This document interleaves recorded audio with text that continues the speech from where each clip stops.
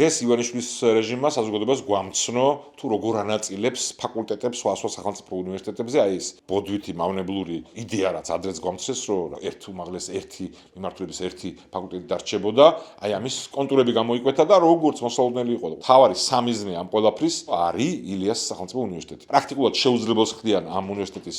მიერ საქმიანობის გაგრძელებას რატო იმიტომ რომ აქ ილიას უნივერსიტეტში მოხერხდა თავისუფალი აკადემიური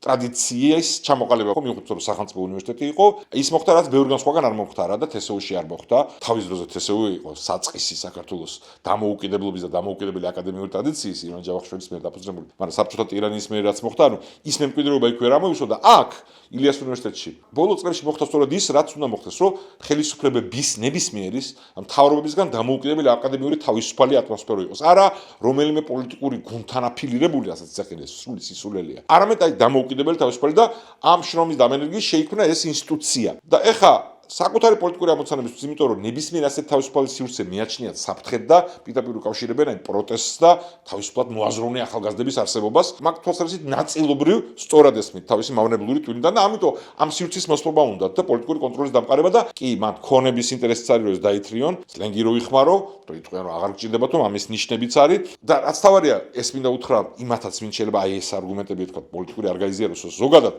ნებისმიერ რომც აკრიტიკებდა რაღაც ინსტიტუცია რომ იქნება ტრადიცია იქნება დოულათი და დრო და ენერგია იდება ამას რომ ესე მოშლი და იტყვი რომ ეხა ეს ფაკულტეტი არ გაუქმდება იქ შეიქმნება ესე ავტომატურად ეგ არ ხდება ანუ გარდა იმისა რომ რაღაც კონკრეტული ადამიანები დარჩებიან